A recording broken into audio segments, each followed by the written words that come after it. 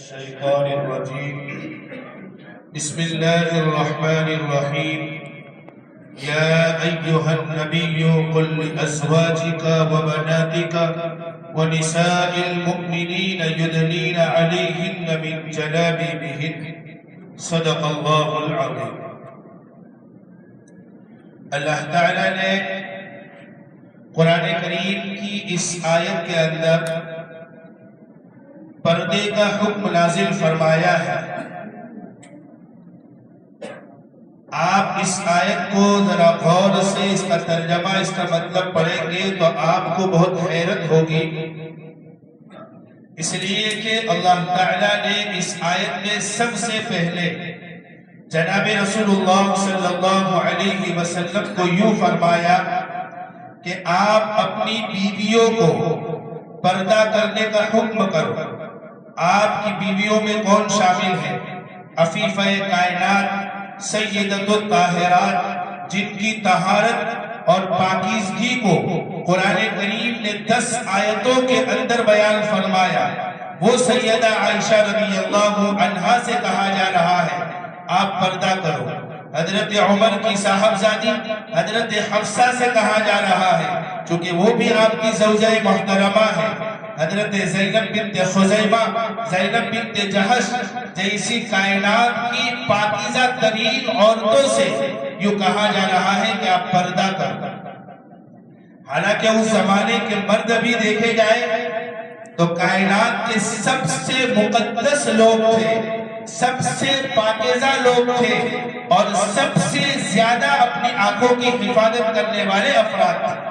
وہ افراد تھے جن کے بارے میں قرآن نے کہا اولئک الذین امتحن اللہ قلوبہم للتقوی، کہ اللہ نے ان کے قلوب کو تقوی کے لیے آزمایا، اور پھر اللہ نے ان کے لیے مغفرت اور اجر عظیم کا وعدہ کیا۔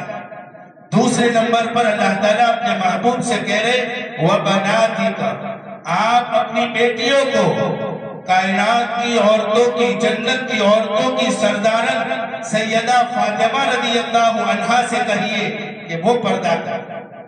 پردے کا مطلب برقع پہن لینا نہیں ہے۔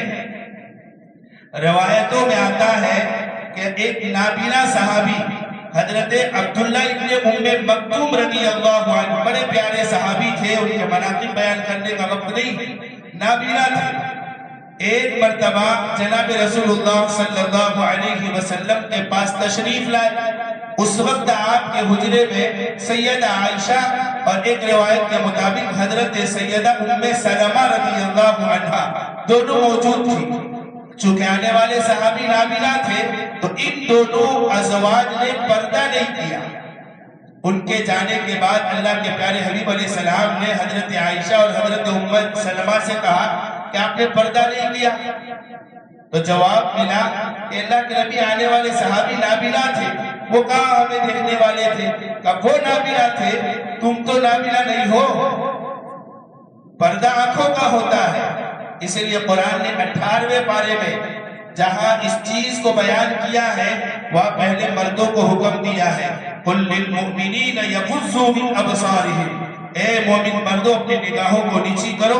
پھر دوسری آیت میں وَقُلْ لِلْمُؤْمِنَاتِ يَغْضُضْنَ، عورتوں کو بعد میں خطاب کیا۔ اس لیے پردے کا حکم شادی کے بعد نہیں ہے۔ بہت سے علاقوں کے اندر دستور ایک رواج ہے کہ عورتیں برقع، خاص کر کے میں راجستھان میں رہا، وہاں میں نے یہ چیز بہت دیکھی کہ عورتیں پردہ جو ہے، برقع جو ہے وہ شادی کے بعد ہی پہنتی ہے، شادی سے پہلے اس کو عیب سمجھتی ہے۔ یاد رکھیے لڑکی جب بالغ ہو جاتی ہے 12، 13، 14 سال کی عمر میں، تو اس پر شریعت کے احکام لاگو ہو جاتے ہیں، اور وہ شریعت کے احکام جو لاگو ہو گئے ہیں وہ مرتے دم تک اسی طریقے سے رہیں گے۔ نہیں یہ کہ اب ابتدائی بلوغت کا زمانہ ہے، اس میں شریعت کے احکام کو عمل کرو نہ کرو، یا اسی طریقے سے بہت سے علاقوں میں ایسا ہوتا ہے کہ عورتیں جب بوڑھی ہو جاتی ہیں تو پردہ کرنا چھوڑ دیتی ہیں۔ وہ سمجھتی ہے کہ دنیا کے قانون کی طرح شریعت کا ہمیں جو ہے کنسیشن مل گیا۔ شریعت میں ایسا نہیں ہے۔ اس لیے اپنی بیویوں کو، اپنی بیٹیوں کو، اپنی بہنوں کو، اپنی ماؤں کو یہ چیزیں سمجھائے اور اللہ کا یہ حکم ان کو سمجھائے۔ مسئلے کے تعلق سے عرض کر دوں ابھی 2 یا 3 دن بچے ہیں اعتکاف کے۔ اعتکاف جو ہے وہ سنت مؤکدہ علی الکفایہ ہے، یعنی جس مسجد کے اندر 5 وقت کی نماز جماعت کے ساتھ ہوتی ہو تو اس مسجد کے جتنے مصلی ہیں ان تمام کے ذمے یہ مشترکہ عبادت ہے۔ اگر 2-4 فرد اس عبادت کو ادا کر دیں گے تو تمام کی طرف سے یہ ادا ہو جائے گی، لیکن اگر کوئی بھی بندہ اعتکاف میں نہیں بیٹھا تو اس مسجد کے متعلق جتنے بھی مکانات ہیں، جتنے بھی بالغ مسلمان ہیں، وہ تمام کے تمام لوگ گنہگار ہوں گے۔ اس لیے کوشش یہ کرنی چاہیے کہ دیندار عبادت گزار لوگ اعتکاف کے اندر بیٹھے۔ اعتکاف میں بیٹھ کر ہمیں ٹائم پاس نہیں کرنا۔ اعتکاف کا مطلب ہوتا ہے اللہ سے تعلق پیدا کرنا۔ میں نے تفصیلی گفتگو جمعہ میں کر دی تھی۔ تو ایسے افراد کا انتخاب کیا جائے، ایسے افراد کی منت سماجت کی جائے، وہ ہمارے محسن ہیں کہ ہمارے ذمے جو ایک فرد ہے وہ ادا کر رہے ہیں ہماری طرف سے، تو ہم ان کی منت سماجت کریں۔ ان کا کوئی کام ہے جو ان کے علاوہ نہیں ہوتا، اس کی ذمہ داری ہم لے لیں۔ کوئی کھانا لانے والا نہیں ہے، وہ ہم اپنے ذمے لے لیں، پر ایسے افراد کو تیار کریں، 5، 7، 10 جتنے افراد بیٹھ سکتے ہیں تو ان کو تیار کریں اور ان کو اعتکاف میں بٹھائیں۔ یاد رکھیے اعتکاف ایسی عبادت ہے، علماء نے کتابوں میں لکھا ہے کہ جب کسی بستی کے اندر اللہ کا عذاب نازل ہونے والا ہوتا ہے اور وہاں کے لوگ اگر اعتکاف میں بیٹھ جاتے ہیں تو اللہ تعالیٰ اپنے ارادے کو بدل دیتے ہیں اور اس بستی پر عذاب نازل کرنے کو موقوف کر دیتے ہیں۔ اتنا اونچا عمل ہے۔ سرکار دو عالم صلی اللہ علیہ وسلم نے اپنی پوری حیات طیبہ رمضان کے آخری عشرے کا اعتکاف کیا۔